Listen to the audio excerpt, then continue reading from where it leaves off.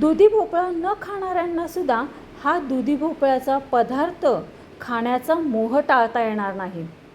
आणि हा पदार्थ बनवताना या व्हिडिओमध्येच खास अशी रेसिपी टिप दडलेली आहे की ती या पदार्था संदर्भातच काय, पण अशा पद्धतीचा पदार्थ बनवताना ही रेसिपी टिप तुम्ही फॉलो करू शकता। तर यूट्यूब फॅमिली, तुम्हाला पण हा भारतीय खाद्यसंस्कृतीमधील तृप्ती सूपशास्त्रातील हा पदार्थ शिकायचा असेल आणि ह्याचा स्वाद घ्यायचा असेल तर हा व्हिडिओ तुम्ही संपूर्ण पहा। व्हिडिओ आवडला तर व्हिडिओला नक्की लाईक करा। पावशेर चण्याची डाळ स्वच्छ निवडून 2 ते 3 तास किंवा रात्रभर भिजत ठेवायची। नंतर मिक्सरच्या भांड्यामध्ये ही डाळ घालायची।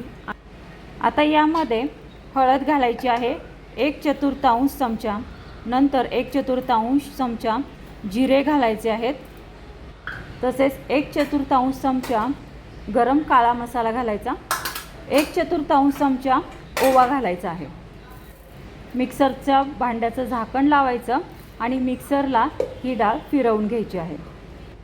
अशा पद्धतीने चण्याची डाळ आपण मिक्सरला फिरवून घेतली।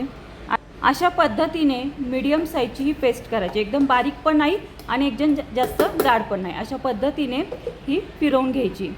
आता दुधी भोपळा घ्यायचा, पावशेर कोवळा असा घ्यायचा आणि हा दुधी भोपळा स्वच्छ धुवून पुसून घ्यायचा आणि ह्याची वरचं देठ काढायचं आणि याची साल काढून घ्यायची, पाठीमागचं सुद्धा देठ काढून घ्यायचं। दोन्ही साईडची देठ काढून अशा पद्धतीने दुधी भोपळ्याची साल काढून घ्यायची। दुधी भोपळ्याची साल टाकून न देता ह्याची छान अशी चटणीसुद्धा तयार होते। तर ही चटणी कशा पद्धतीने बनवली जाते ह्याचा शॉर्ट व्हिडिओ मी कालच आपल्या यूट्यूब चॅनलवरती पोस्ट केलेला आहे। जर पाहिला नसेल ती रेसिपी व्हिडिओ तर मी लिंक देते, रेसिपी लिंक ती ह्या व्हिडिओच्या खाली डिस्क्रिप्शन बॉक्समध्ये रेसिपी लिंकवरती क्लिक करून तुम्ही ती पाककृती पाहू शकता। तर पहा, अशा पद्धतीने हा संपूर्ण भोपळा पिलअप करून घ्यायचा, म्हणजे त्याची साल काढून घ्यायची व्यवस्थितशीर असे। शक्यतो ह्या रेसिपीसाठी आहे ना भोपळा कोवळाच घ्यायचा, जास्त निब्बर असा भोपळा घ्यायचा नाही। चालतो निब्बर घेतला तरी नाही असं नाही, पण शक्यतो ट्राय करायचा की भोपळा हा कोवळाच हवा। तर पहा, संपूर्ण अशी सालं काढून घेतली। आता या दुधी भोपळ्याचे 2 भाग करायचे आणि खिसणीच्या साहाय्याने हा दुधी भोपळा खिसायचा आहे। जर छोटासा दुधी भोपळा असेल तर त्याचे 2 भाग नाही केले तरी चालेल, मोठा असेल तर 2 भाग करायचे, कापून घ्यायचा मधोमध आणि मग नंतर हा किसून घ्यायचा। जर तुम्ही तसंच मोठा एकदम किसायला गेला तर तो तुम्हाला अवघड पडेल तो किसण्यासाठी, म्हणून सांगते की मधून कट करायचा आणि मग नंतर हा किसून घ्यायचा। अशा पद्धतीने दुधी भोपळा संपूर्णपणे आपण किसून घेतलेला आहे किसणीच्या साहाय्याने। आणि ही वाटलेली जी डाळ आहे मिक्सरला फिरवलेली, आता ही ह्या खिसलेल्या दुधी भोपळ्यामध्ये घालायची आहे। तुम्ही जर आपल्या चॅनलवरती नवीन असाल आणि तुम्हाला असेच आपले नाविन्यपूर्ण योग्य प्रमाणबद्ध असे भारतीय खाद्यसंस्कृतीमधील पदार्थ आपले शिकायचे असतील आणि यांचा स्वाद घ्यायचा असेल, तसेच रोज जेवणामध्ये काय बनवावं हा जर तुम्हाला रोजच्या रोज प्रश्न पडत असेल तर आपले यूट्यूब चॅनल भारतीय खाद्यसंस्कृतीमधील तृप्ती सूपशास्त्राला लाईक, शेअर आणि सबस्क्राईब करा। अशा पद्धतीने ही संपूर्ण जी वाटलेली डाळ आहे ती या खिसलेल्या दुधी भोपळ्यामध्ये घालून घ्यायची। पावशेर दुधी भोपळ्याला पावशेर चण्याची डाळ भिजवलेली लागते। आता भोपळा आणि ही बारीक केलेली चण्याची डाळ ही संपूर्णपणे एकजीव करून घ्यायची, मिक्स करून घ्यायची। यामध्ये हिरव्या मिरचीची बारीक पेस्ट घालायची, हिरवी मिरची बारीक करून ती यामध्ये पेस्ट घालायची आहे, एक अर्धा चमचा। आणि अद्रक घालायचं यामध्ये, खिसलेलं किंवा पेस्ट घालायची 1/4 चमचा। यामध्ये आता 15 रुपयाची हिरवीगार कोथिंबीर यामध्ये घालायची, स्वच्छ निवडायची, धुवायची, बारीक चिरायची आणि मग यामध्ये घालायची।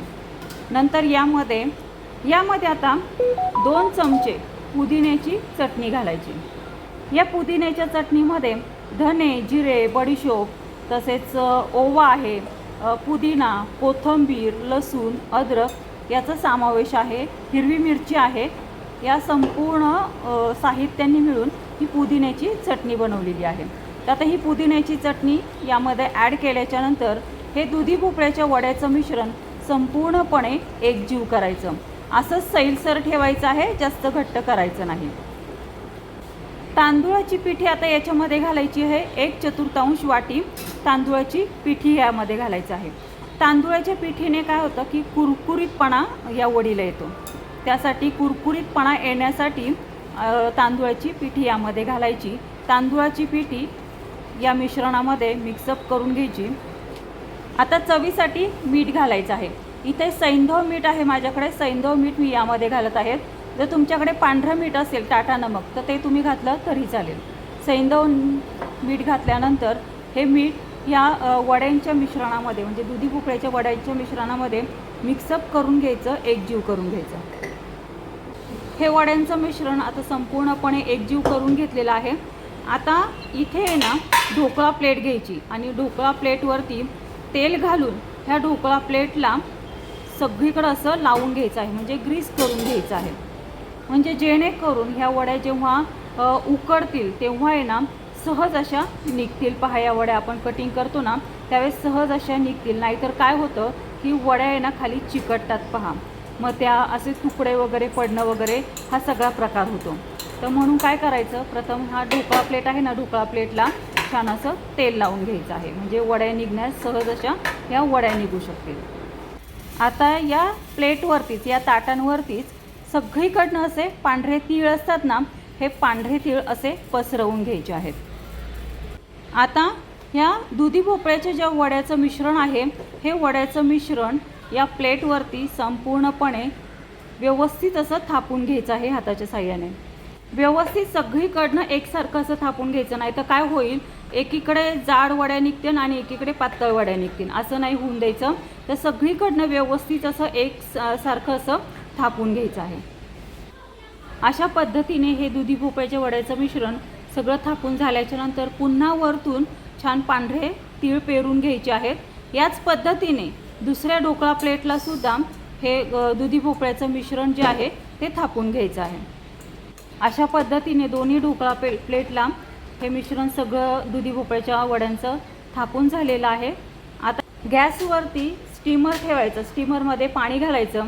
आता माझ्याकडे मला ह्या फणसाच्या बिया उकडायच्या होत्या म्हणून मी या स्टीमरमध्येच फणसाच्या बिया उकळून घेत आहेत। तुम्ही पण असं केलं तरी चालेल, कारण आता पहा फणसाचं सीझन सुरू झालेला आहे, तर फणसाच्या बिया प्रत्येकाच्या घरामध्ये असतात आणि उकडलेल्या फणसाच्या बिया अप्रतिम लागतात। तर त्यासाठी अशा पद्धतीने तुम्ही जरी फणसाच्या बिया उकडल्या तरी चालतील।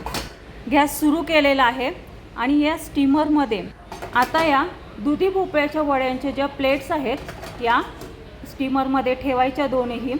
याचं झाकण लावायचं स्टीमरचं आणि लो टू मीडियम गॅस फ्लेमवरती या दुधी भोपळ्याच्या वड्या वाफवून घ्यायच्या आहेत। 20 मिनटं वाफवून घ्यायच्या।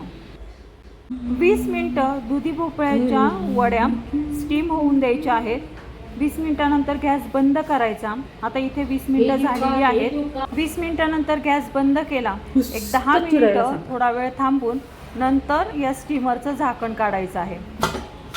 पहा मस्त अशा ह्या आपल्या दुधी भोपळ्याच्या वड्या स्टीम झालेल्या आहेत।